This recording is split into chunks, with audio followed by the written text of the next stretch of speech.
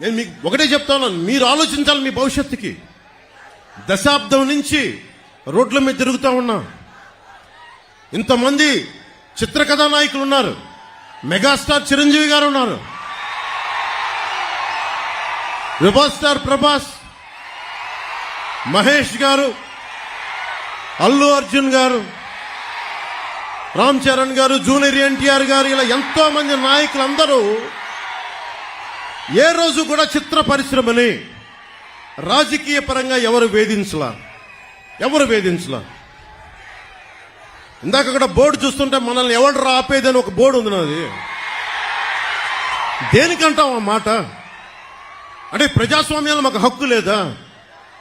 ఇక్కడున్న ఎమ్మెల్యేకి ఈ మాటలు కూడా మంచి రావట్లా, కొంచెం కోపాన్ని ఉంచుకున్నా. ఇలాంటి ఆకు రౌడీలకి మేము భయపడతామా? వారాహి ఎలా వస్తో ఆంధ్ర రోడ్ల మీద చూస్తూ మీరు తిరుగుతాం, మేము చూస్తామా? బెదిరిస్తారా మమ్మల్ని? మేము సుభాష్ చంద్రబోస్ స్ఫూర్తిని నింపుకున్న వాళ్ళం గుండెల్లో. ఇలాంటి ఆకు రౌడీల్ని చిటికినేలతో పక్కన పెడతాం, గుర్తుపెట్టుకోండి. నా సైన్యంతో మేము రోడ్ల మీదకి వస్తే మమ్మల్ని ఎదుర్కొని మీరు భరించగలరా? మీరు తట్టుకోగలవా మా శక్తిని? యువత శక్తిని తట్టుకోగలవా నువ్వు? 10 మంది ఆకు రౌడీలు వేసుకొని కూర్చోబెట్టి యువతనందరినీ బెదిరిస్తే మీకు ఒకటే చెప్తున్నాను, మీరు దయచేసి భయపడకండి.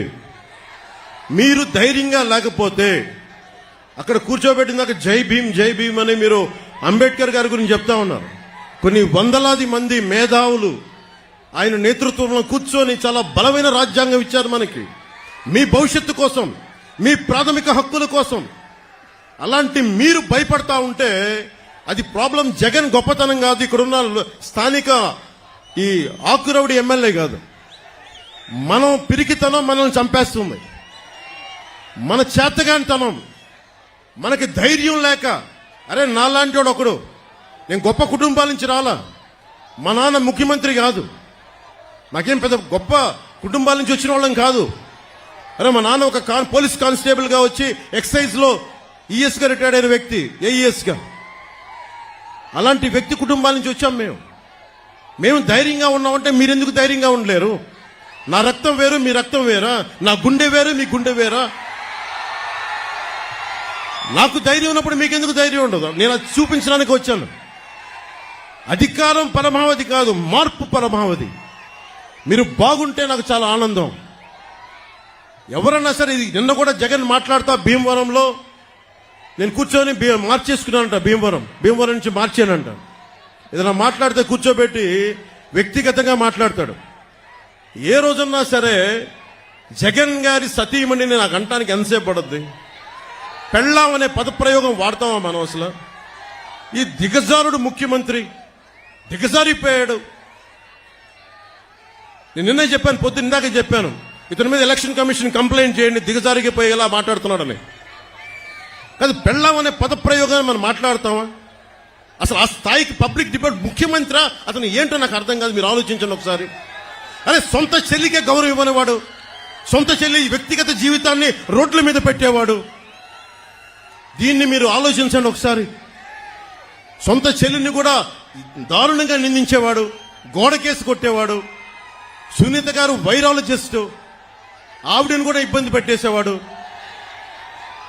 చంద్రబాబు గారు ముఖ్యమంత్రిగా ఉన్నప్పుడు ఏ రోజున్నా సరే ఆయన నిజంగా జగన్ లాగా ఉంటే అసలు జగన్ తిరగలిగేవాడా? రోడ్ల మీద తిరగలిగేవాడా? ఆయన నిజంగా ఎంతో చాలా వరకు ప్రజాస్వామ్యాన్ని పరిరక్షించే వ్యక్తి. నేను కూడా ఆయనతో విభేదించాను, నన్నేం ఆపలేదు ఎక్కడ, నాకేం పోలీస్ ప్రొటెక్షన్ తగ్గించలేదే, నాకెక్కడ పర్మిషన్ డినై చేయలేదే. అందుకే నాకు ఆయనంటే గౌరవం. ప్రతి నాయకుడికి ఇంకోళ్ళకి విభేదాలు ఉంటాయి పాలసీ పరంగా, అవి ప్రజలకు సంబంధించి తప్ప ఏ రోజు కూడా ఆయన కూర్చొని అప్రజాస్వామికంగా ఆయన ప్రవర్తించలే. జగన్ ఈ రోజు కూర్చొని మేము రోడ్ల మీదకి రావాలంటే అన్ని ఆంక్షలు పెడతాడు, అతనే కొట్టుకొని మా మీద నెపం పెడతాడు. ఇంకొకసారి జగన్ని మీరు కేవలం వచ్చే ఎన్నికలు కాదు, రాజకీయాల్లో అతను పక్కన పెట్టకపోతే ఆంధ్రప్రదేశ్ కాదు దేశానికి కూడా ఇలాంటి నాయకులు చీడ పురుగులు. మీరు దయచేసి బలంగా పెట్టుకోండి. మీరు గనుక బయటికి వచ్చి బలంగా ఈ రోజున చిన్న చిన్న ఉత్సాహం కాదు, పాలపొంగులకు రాకుండా నిజంగా లోతుగా అధ్యయనం చేయండి. మీ భవిష్యత్తు ఇది. నా భవిష్యత్తుకి ఇబ్బంది లేదు, చంద్రబాబు గారి భవిష్యత్తుకి ఇబ్బంది లేదు, ఆయన కుటుంబానికి ఇబ్బంది లేదు. కానీ ఇన్ని కోట్ల మంది ప్రజల భవిష్యత్తుని ఒకళ్ళు బాధ్యత తీసుకోవాలంటే చాలా కష్టమైన పని. మా సైజులు మేము తగ్గించుకున్నాం.